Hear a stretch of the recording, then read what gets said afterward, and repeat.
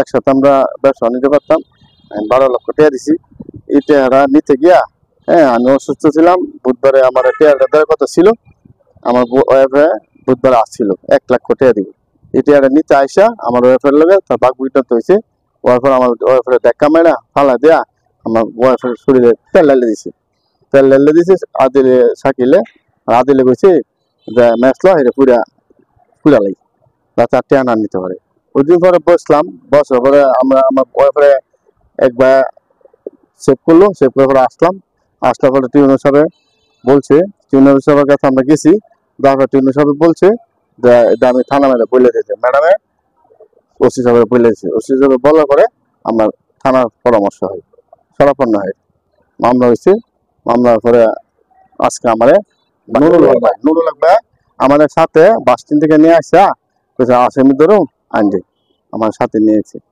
নেওয়ার পরে আমি আসলাম, আমাদের সাথে নিয়ে তার দোকান দেওয়া দিলাম। আমি বলছি ভাই ওদের দিলে তেল লাগতেছে, এলো শাকিল, আর পিছনে যে বসা হইলো মানে 2 নম্বরের, কিন্তু তারা শুনে না বিধা একজনে আসামি ধরছে। আর এর কথা তা এক ভিতরে শুনছে না, না শুনে একজনে ধরে নিয়েছে। পারিবারিক ভাবে মীমাংসা যদি হয় তা আমরা, যদি আমাদের ভাইয়েরা বড় ভাইয়েরা আছে যদি হয় তো এটা মীমাংসা করবো।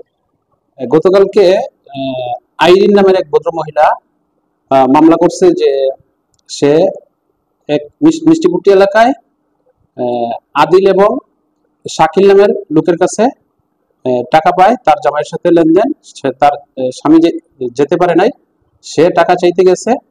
টাকা চাওয়ার এক পর্যায়ে শাকিল এবং আদিল তার স্পর্শকাতর স্থানে হাত দেয়। হাত দেওয়ার পরে টাকা চায়। এই বিষয় নিয়ে উভয় পক্ষের লোকজনের মধ্যে একটু কথা কাটাকাটি হয়।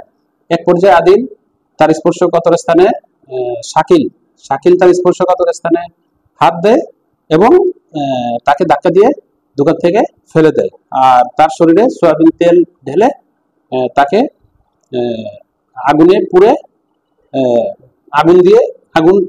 তার শরীরে আগুন দেওয়ার একটা ভয়ভীতি হুমকি প্রদর্শন করে। এই বিষয়টা অফিসার ইনচার্জ সাহেবের কাছে গেলে স্যার বিষয়টা নিয়ে একটা মামলা নেন নারী শিশু নির্যাতনের 10 ধারা এবং দণ্ডবিধি আইনের 420, 406, 506 বিধি মোতাবেক একটা মামলা নেন। ওই পরিপ্রেক্ষিতে আমি আজকে বাদীর ভাই স্বামী, বাদী আইরিনের স্বামী নুর আলম ভাইকে নিয়ে যে আসামিদের যে দোকান মিষ্টি দোকানে যাওয়ার পরে আমি একটু পিছনে ছিলাম, আমার সাথে আরো 3 জন সদস্য ছিল, ওদেরকে সিভিলে রাখছিলাম যেন আসামিরাকে যেন চলে যেতে না পারে, ওরা যেন সিলেক্ট করে রাখতে পারে। আমরা পোশাকে যারা ছিলাম একটু দূরে ছিলাম। তো বাদীর স্বামী নুর আলম ভাইয়ের সাথে আমি আমার সিভিল লোকগুলোরে বলে দিয়েছিলাম যে এই ওনাদেরকে আইডেন্টিফাই করে দেওয়ার জন্য। পরে আমি যখন বাদীর স্বামী যখন আইডেন্টিফাই করে দিল তখন উনি দ্রুত স্থান ত্যাগ করলো এবং আমার সাথে যারা ছিল এরা ইশারা দিয়ে দেখাইলো শাকিল নামের যে লোক উনাকে বাদীর স্বামী আইডেন্টিফাই করে দিছে। দেন আমি ওইখানের মার্কেটের সভাপতি সেক্রেটারি ছিল না, পার্শ্ববর্তী যে মার্কেট ছিল ওইটার সেক্রেটারি সাহেবকে ফোন দিয়ে ঘটনাস্থলে আনছি। আনার পরে মনে করেন যে যেহেতু আমি মার্কেট থেকে একটা লোক আনতেছি এই জন্য ওনাদেরকে অবগত করে ওইখানে আমার 15-20 মিনিট সময় দেওয়া হয়েছে। তারপর আমি মনে করেন যে বিধি মোতাবেক তাকে বেঙ্গল থানায় হাজতে রেখে আমি আমার চলে আসছি।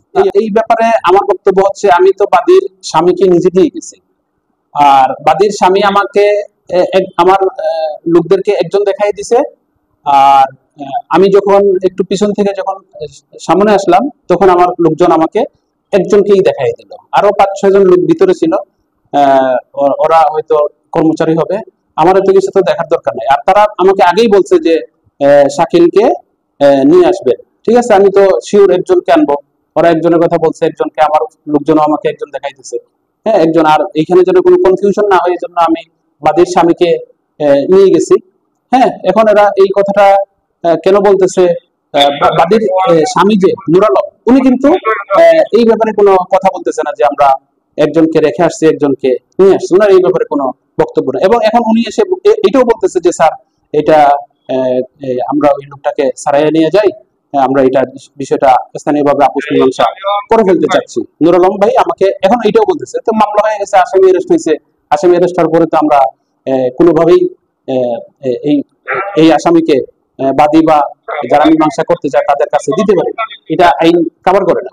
হ্যাঁ, এই যে এটা আমি বললাম যে না ভাই এটা সম্ভব না, আপনারা যদি আপোষের বিষয় থাকে আপনারা কোর্টে যে বিজ্ঞ আদালতের মাধ্যমে আপনারা আপোষ করলে আপোষ করেন। হ্যাঁ, এটা আমাদের কোনো ইয়া নাই। তবে মামলা যেভাবে আপনারা করছেন আমরা তদন্ত শেষ করে তদন্তের যে রিপোর্ট হয় আমরা সেটা তদন্ত করে যা পাবো সেই অনুযায়ী আমরা আইনগত ব্যবস্থা নেব।